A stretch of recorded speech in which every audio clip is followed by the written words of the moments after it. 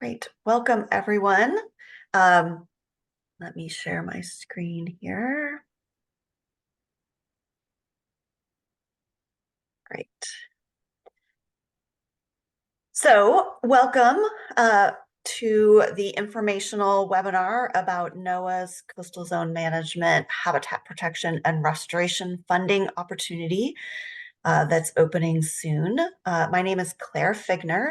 I'm the Coastal Habitat Project Coordinator with the Oregon Coastal Management Program that's housed with the Oregon Department of Land Conservation and Development.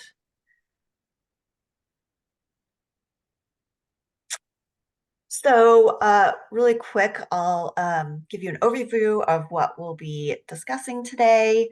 So I'll start off with an overview of this funding opportunity, talk about who's eligible to apply, what kinds of projects are eligible, review high-level NOAA's program priorities, and then go into a little more specific priorities around the different project types that can be applied for, and then review the current application process and estimated timelines, review some tips for applying for federal funding, what your next steps might look like if you're interested in applying, and then we should have some time for any questions towards the end. If you have any questions, clarifying questions on something I say or a slide, feel free to chime in. Otherwise, we will have plenty of time at the end for questions. Great. So first of all, I'll kind of connect the dots on why DLCD is administering some NOAA funding.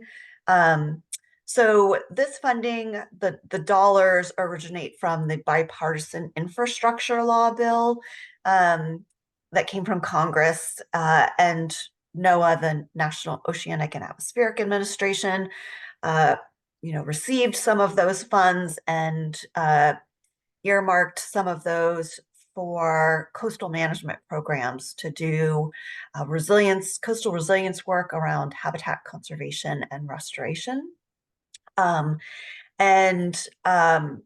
So Oregon's coastal management program is housed within the Department of Land Conservation and Development. And if you're not familiar with that agency, that's Oregon's land use planning agency. And so we do not own or manage land within that agency. So we don't have our own projects to submit for this funding. So we decided this is such a great funding opportunity that we wanted to open this to our coastal partners who may be eligible to apply to receive this funding and have some of this funding come to Oregon to fund coastal resilience projects. So that's kind of the background on why DLCD and Oregon Coastal Management Program is involved in administering this. So the purpose of this funding is really to increase resilience through landscape scale habitat restoration and conservation, primarily in coastal ecosystems, and to promote this resilience work in underserved coastal communities, as well as those most vulnerable to climate impacts. The total funding, the bill funding is a 5-year funded program for just over $200 million total. We are currently going to be opening the 3rd year of the cycle. So the first year, NOAA awarded about $50 million of projects or funding for projects, and Oregon was awarded just over $2 million for one project that we submitted a full application for. And the 2nd year, NOAA awarded nearly $60 million of funding for projects, and Oregon was awarded almost $7 million for 2 projects that were funded. I just found out actually today that year 3 that we're moving into, NOAA is anticipating awarding $44.6 million for projects. And just to let you know, too, it is a 5-year funded program, but NOAA has indicated that they are going to combine the 4th and 5th years of the funding into one. And so there will most likely only be this coming up funding cycle, which is year 3, and then one additional one after that. So just to give you that heads up that there looks like there will not be 5 separate sort of funding cycles, or like 4 for your project planning for future applications. So eligible project types. So you can apply for 3 different types of projects. They all have to be separate applications. One is on the ground habitat restoration. So the actual on the ground work. Another can be habitat restoration planning, engineering, and design. And some of the permitting can be included in that.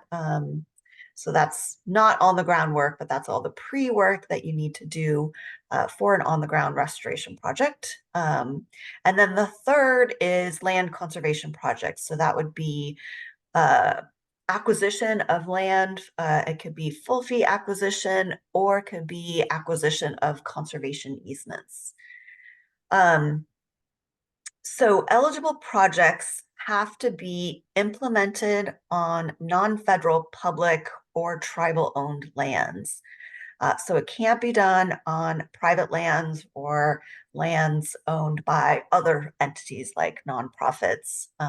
It has to be done on implemented on lands owned or controlled by non-federal, public, or tribal entities. So for restoration and restoration planning projects, that means the actual restoration work has to be done on land owned or controlled by that public, non-federal public entity or tribe. Nonprofits or other entities can receive funding to do that restoration work. They can be the applicant to us and can do that implementation, but it has to be occurring again on land that's owned or controlled by that public entity. For land conservation projects, only non-federal public entities or tribes are the ones qualified to hold title to land or conservation and easement interest. So a nonprofit or other entity are not eligible to receive the purchase funds or hold the land through the dollars granted in this program. They can be partners. They can receive funding through the main applicant or the non-federal public entity or tribe that's applying. They can be technical support. They can be a support in a sort of buy and hold model for that public entity, but they can't hold the property with through receiving the funds from this funding. Some other eligibility criteria that NOAA has is that the project has to occur within our coastal management program's approved coastal zone, which luckily for Oregon, we have quite a large coastal zone. It basically goes from the crest of the Coast Range all the way up 3 miles out into the territorial sea, and then all the way up from the Washington border down to California border. And we have on our Coastal Grants website, which I will post here in the chat, my email as well as our Coastal Grants website has a link to a map specifically showing that coastal zone if you're looking for that. Some other criteria is that project goals, there's some high level goals in NOAA's Coastal Zone Management Act, but really they look for specific project goals to be highlighted in some sort of state or regional conservation plan. So here's a list of some examples. But so thinking about how your project's goals, maybe the geography, maybe the habitat types or species, are somehow highlighted in one or more state or regional conservation plans is important criteria. Again, the eligible applicant has to be DLCDs as the entity that's housing the Oregon Coastal Management Program. And NOAA has a two-step application process. I'll go into a little bit more detail about that in a moment, but the first stage is submitting letters of intent, and then NOAA invites those that best meet their criteria to submit full applications. So each coastal management program is limited initially to only submit 3 letters of intent. So because of that limitation, DLCD, we hold sort of a decision-making application process as well. So you all who want to submit applications will submit that to DLCD, and then we will have to choose the top 3 out of those that we feel best meet NOAA's criteria. And I'll go into some of that a little bit more in depth, but so again, sub-applicants through us applying for this funding can be primarily the non-federal public entities or tribes, and for particularly like restoration and restoration planning applications, nonprofit and other entities can also apply for those. One other criteria, just to give you a heads up on, for primarily for land conservation projects, NOAA looks for some public benefit provided through those projects to be allowing passive public access on those acquisition projects. You can describe if that's not appropriate for sensitive habitat species reasons or other reasons. You can describe why that might not be appropriate or some kind of limitations to that public access. But that is something that they do look for. So thinking about project budgets, each project application can ask for up to $6 million. These 3 ranges I have listed here on this slide for each of the different project types are kind of a guide from NOAA on sort of the scope and scale of projects they're looking for. So you can see like the restoration, they fund restoration projects up to $6 million. They're really looking for those large scale restoration and acquisition projects. So small, single activity, $100,000 restoration project is probably not at the scope and scale that they're looking for based on sort of those funding ranges.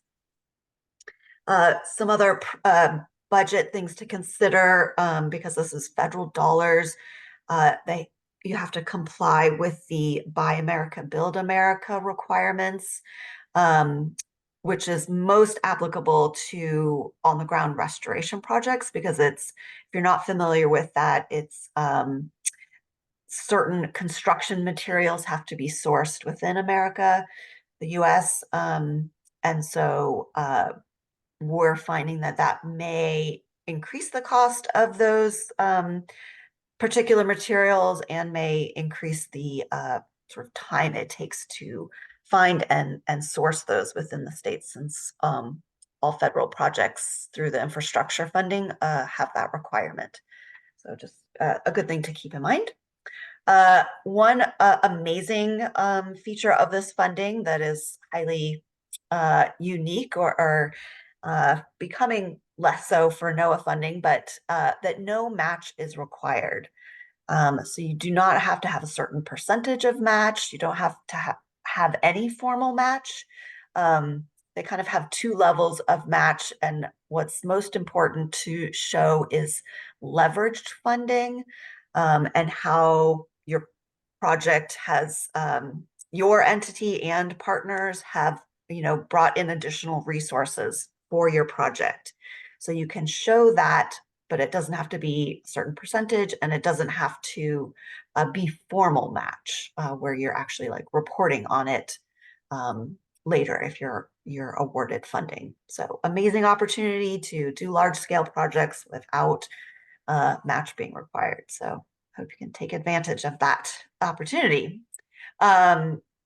Again, we have to serve as the primary applicant.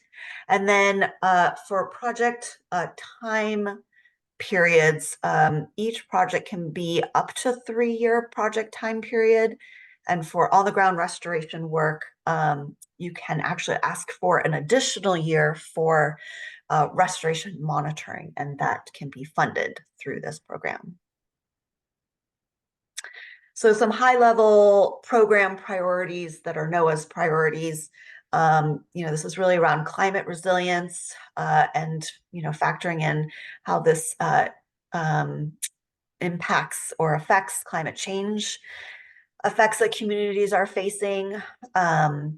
It's priorities around strengthening protection of key land and water areas and support the habitat protection goals and priorities of the National Coastal Zone Management Act through these on-the-ground projects. They're looking to have priorities around protecting and restoring high-quality coastal ecosystems, things like connecting connectivity to improve habitat conditions, which is also tied into preventing fragmentation of habitat and increasing and maintaining species and habitat diversity. NOAA looks to distribute their funding geographically across all of the coastal states. So they really look to try to distribute that sort of equitably across the geography that they're funding. So you're competing nationally for this funding, but only with other coastal states. So obviously the East Coast, Gulf, West Coast, but it also includes the Great Lakes coastal states, as well as islands and territories. So not quite the entire nation that you're competing with, but within those coastal areas. And then NOAA also does look to fund all of the project types. So they do fund all of those. They look for that leveraged funding and how folks can talk to that leveraged funding, as well as they have priorities and look to projects that prioritize advancement of equity inclusion in projects. So I'll dive into a little bit more details on priorities around each of the project types. So for habitat restoration, the on-the-ground projects, priority is given to projects that reflect coastal habitat restoration priority areas, again, that are, I mentioned this before, that are identified in different state, tribal, or regional plans. So how are your either geography and goals highlighted in other plans? Priority is given to projects that restore important habitats and connected ecosystem functions and species associated with those. Those projects that restore hydrologic connections between habitats. Those projects that enhance or restore important ecosystem services that support coastal communities, vulnerable populations, and or cultural resources.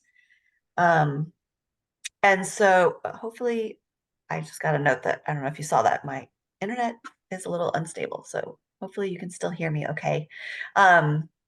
So some of those examples are things like coastal flood protection, protecting against extreme weather, so being more resilient for communities against some of these climate changes that we're seeing, also around chronic coastal erosion, water quality and quantity, food safety security, things like that.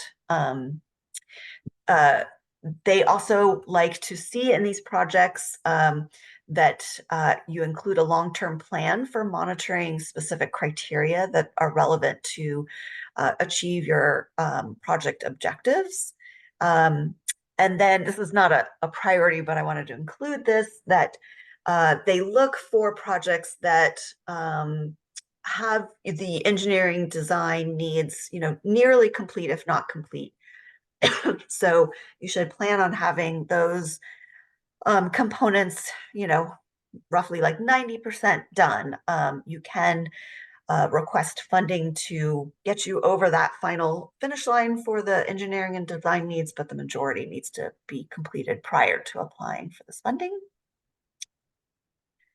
So then for the planning, engineering, and design projects, the evaluation and the same criteria is similar to that of the habitat restoration projects, with the exception of the monitoring plans are not required. And then they like to see that you show and demonstrate how the planning and engineering and design projects will support and really catalyze actual on-the-ground restoration. So showing that it will lead to some type of on-the-ground restoration project.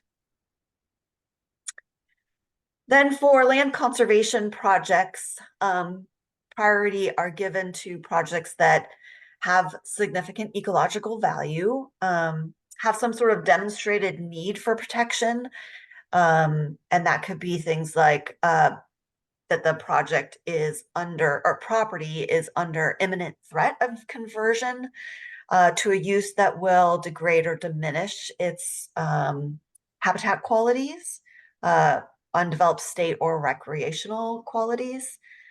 Priority is given to projects that can be effectively managed and protected in the future.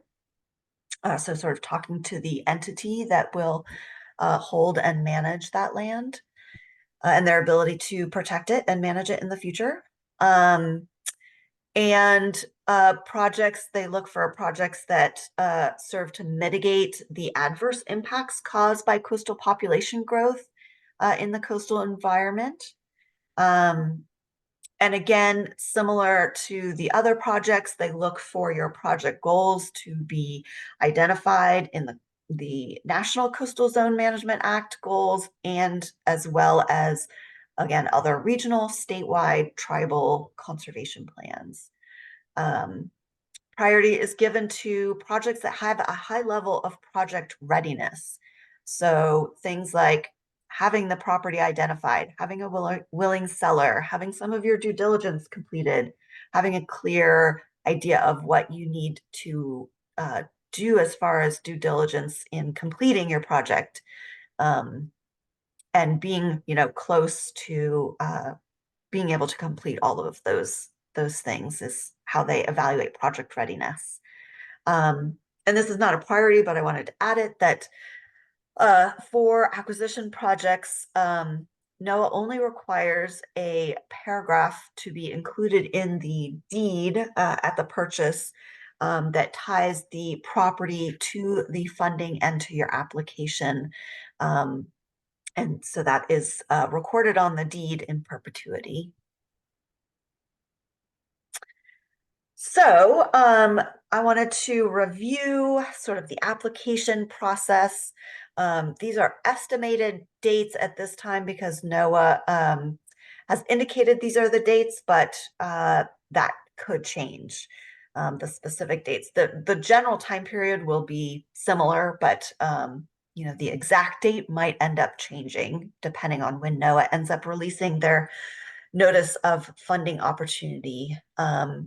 Before I go over some of these dates, one thing I wanted to highlight is that DLCD, we require those of you that are interested in applying to have a pre-application consultation meeting with me prior to you submitting your letter of intent to DLCD.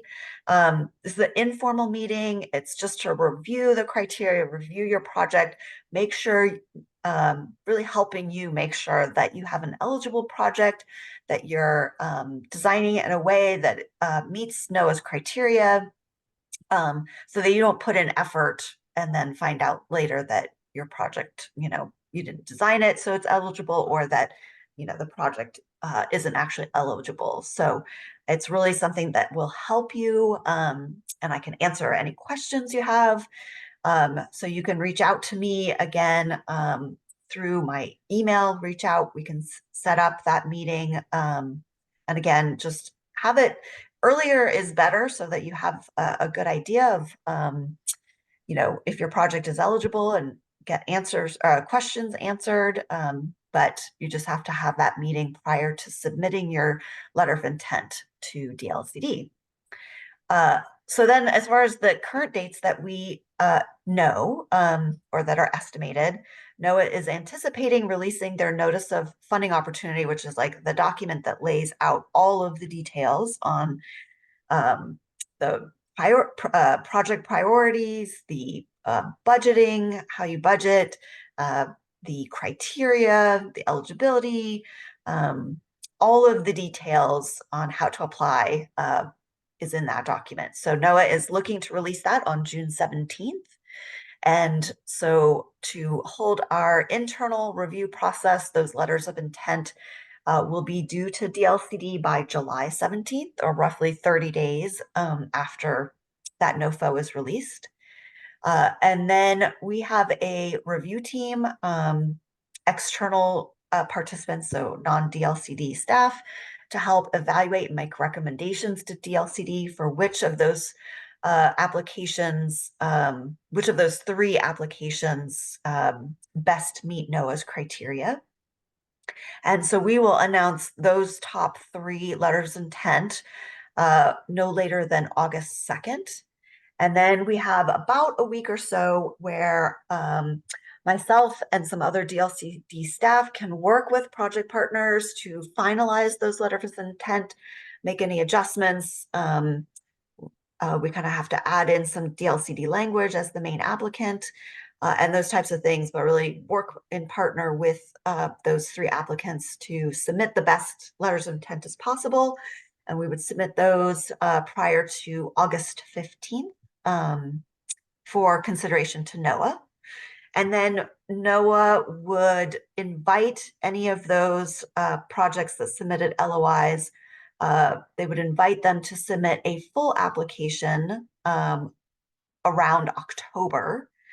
So again, those projects that best meet their criteria are invited to submit full applications. And they give about 90 days or so to develop your full application. So they would be due January 9th.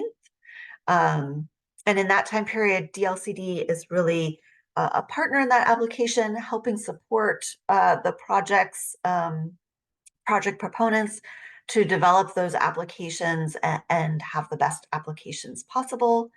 And then NOAA would announce those projects that are awarded funding in the spring of 2025 with a project start date of August 2025. So that's an important date just for your project planning, that the actual project funding start date is August 2025. So some initial instructions around the letter of intent. Once the NOFO is released, I'll be releasing much more specific LOI instructions. On our website, you can see the instructions for 2023. They'll be very similar to that, but it will be updated, obviously, for this cycle. So be looking for that. But things that you should be doing, prepping for being able to submit a letter of intent is, one is sign up for that pre-consultation meeting with me to review your project. There is a letter of intent template and criteria that you need to include in your letter of intent.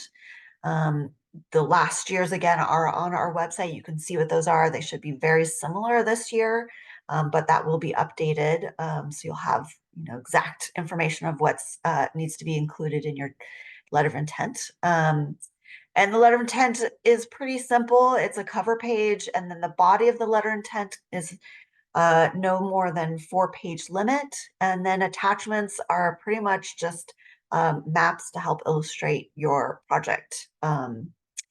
We do on our website provide a budget template if you want to use that, that has the sort of federal budget categories listed in there as a tool for you. You don't need to include that in your submission of your letter of intent, but it's a good tool to help you build in all the eligible budget items that you can include.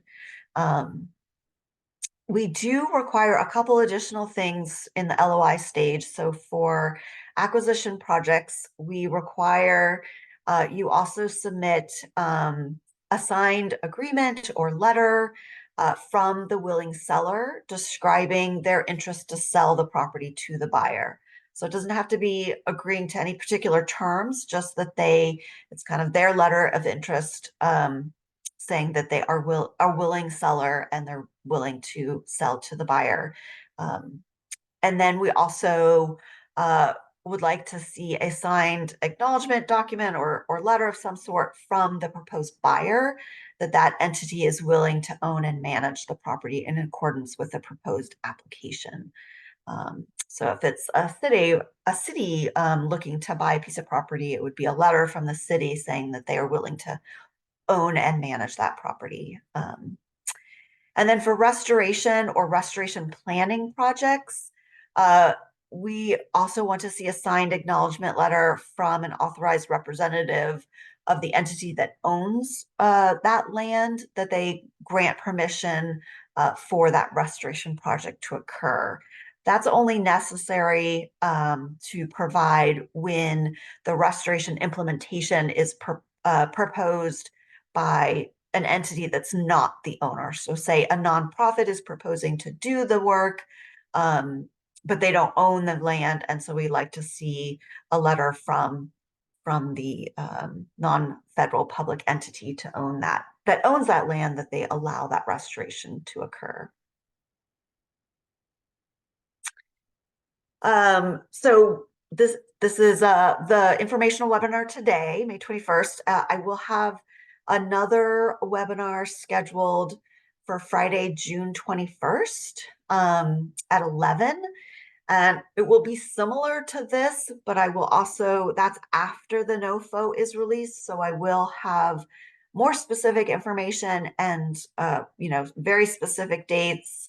And I will highlight any information that is new in the NOFO. Again, there's been indication that there's really nothing of substance that is new.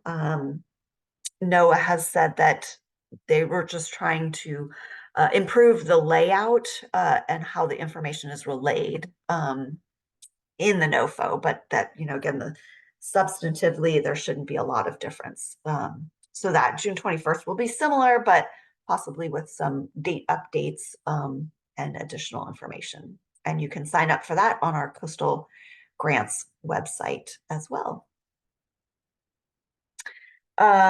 I want to make sure to leave time for questions. So these are some tips for applying for federal funding. And you could read through these. I will send out these slides after this session. So you'll have these and you can get back to them. And I'll also post these slides on our Coastal Grants website. So you can access them. But really, one of the best things you can do is really reach out with questions. I'm more than happy to meet with you multiple times to answer questions, help you think through project design and how best to structure things to best meet NOAA's criteria and hopefully get funded through this program. So yeah, and you can just read through these later. So next steps for you guys to be thinking about, again, reach out to me with questions. Always happy to chat and answer as many as I can. And what I can also do is if I don't know, or if it's like very specific, like how you're structuring a project, or can you do this or that within an application, I can reach out to NOAA and get their response too. So it's really helpful to reach out with questions. Also scheduling that pre-application consultation meeting with me prior to submitting your letter of intent is important to do. Once the NOFO comes out, really read through that. Also, it's really helpful to look at the list of funded projects that NOAA has already funded. And I have links to that for the first 2 years of funding on our Coastal Grants website. So you can look at the projects that have been funded. And again, our Coastal Grants web page, I really have a lot of resources there for you. Some things to really check out early on. Again, these are from previous cycle, but they should be fairly similar this year. This new cycle there's a letter of intent checklist and instruction guide. There's the letter of intent template and letter of intent project evaluation criteria. So how NOAA evaluates those letters of intent. So those are all good things to look at. I will be updating those as soon as the NOFO comes out, but again, they should be fairly similar this year. And then there's a 2024 pre-application consultation meeting fact sheet there that will provide you a lot of information about that meeting and what goes on then. And then another reason to reach out as soon as you know you're interested is that potentially restoration on the ground work needs to have a federal environmental compliance review. And so there might be opportunity and need to have a consultation meeting around those kinds of projects with NOAA prior to submitting your letter of intent. So good reasons to schedule those pre-consultation meetings early so that we can evaluate if that needs to happen and get that done quickly and efficiently. So with that, I will stop sharing here and see if anybody has questions. If anybody has specific questions I can answer, happy to do that now.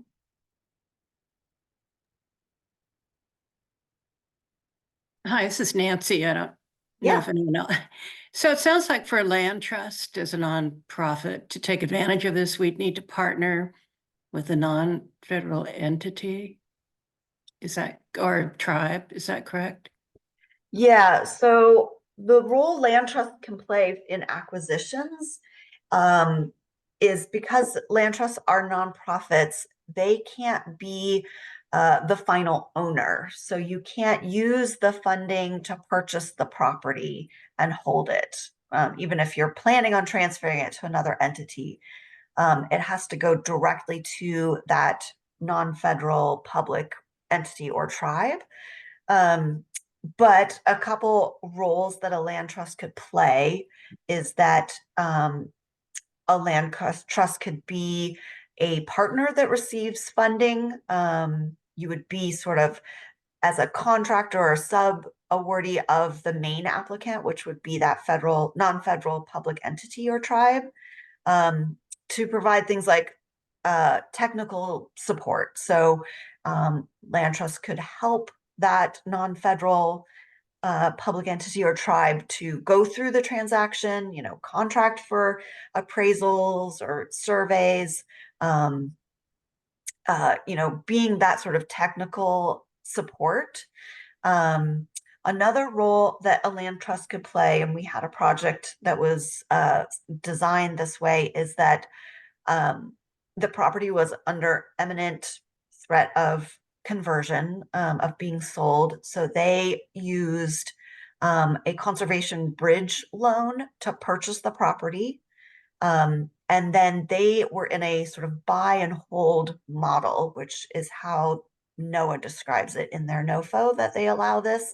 So the land trust quickly bought the property with that bridge loan and held the property so that the eligible entity had time to apply, go through all the due diligence, receive the funding, and then at closing, the funding goes to that entity to buy the land from the land trust, who then pays off that bridge loan.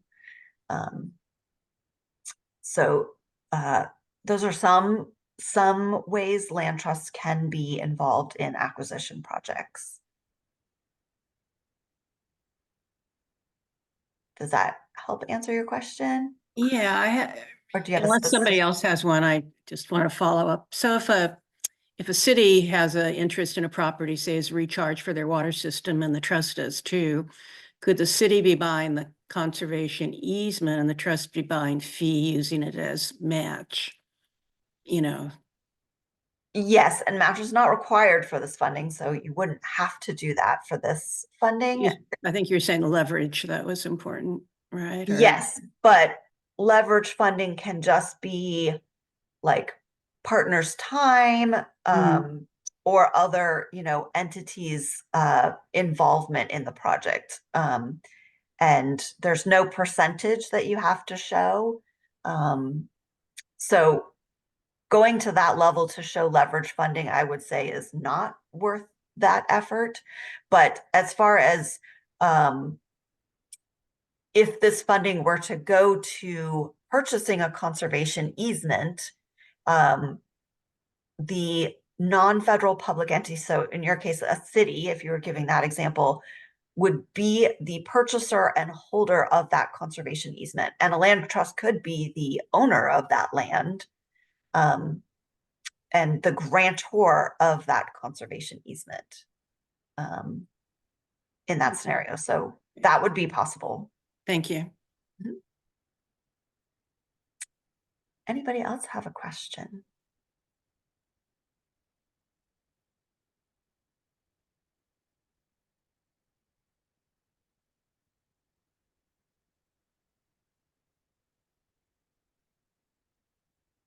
Any questions at all?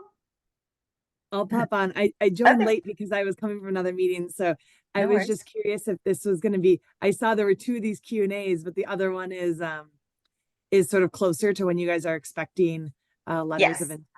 And so I this may be redundant, but will you just remind me what the near term timeline is for this? Yes. Sorry, folks. Sorry. So no, that's okay. So yeah, I'm holding 2 information sessions.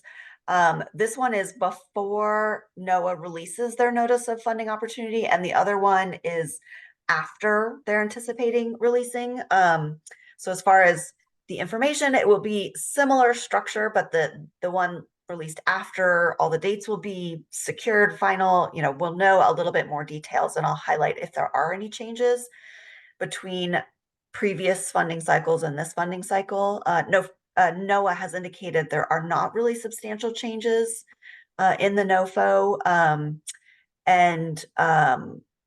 So the timing is right now, these are estimated dates because NOAA is saying they're estimated dates, but they're anticipating releasing their NOFO on June 17th. And then letters of intent would be due to DLCD on July 17th, or roughly 30 days after the NOFO is released. And NOAA has said that is like the time, that's what they're shooting for. It may shift a few days, but that's the general timeline. And would if folks wanted to schedule one of those pre-application meetings, could that process start before the letter of intent? Yes, anytime Okay. from now until when you submit your letter of intent is Okay. fine. But the Okay. earlier is the better for you to, Right. have a conversation with me about your project and just making sure you're going in the right direction and you have an eligible project. Okay. Perfect. And I will, collecting information for Celeste Leva, who is our Fish and Wildlife oh Service yes, person on the coast, and she's out this week. So oh, I okay, said, let's double check and make sure that we're tracking correctly on how to help our partners with this one. Okay. great. And I will send out these slides to the folks who registered. So you'll have the slides, and I'm recording it. So I'll post the recording on our website as well as the slides too. And I'm happy to meet with you and Celeste too, about any questions or how best you can help your partners too. Okay. Awesome. Thanks, Claire. Great. Yeah. Anybody else have a question? We still have a few minutes if you do. Any question is good.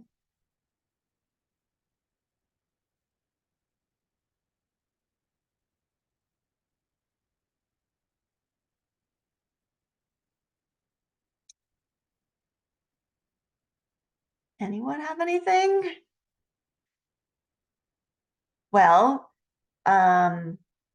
again, here I can make sure you have depending when you joined us. I will put my contact information in the chat again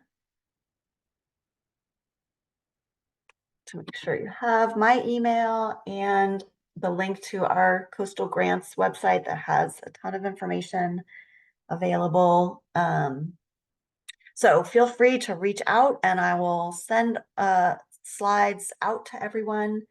So you have all this, and happy to respond and answer any questions that you guys might have. So I'm just stalling to see if anybody thinks of any questions in the last moments that we have, which doesn't sound like anybody does. So thank you guys so much. Appreciate your time, and hopefully this was helpful. Thank you.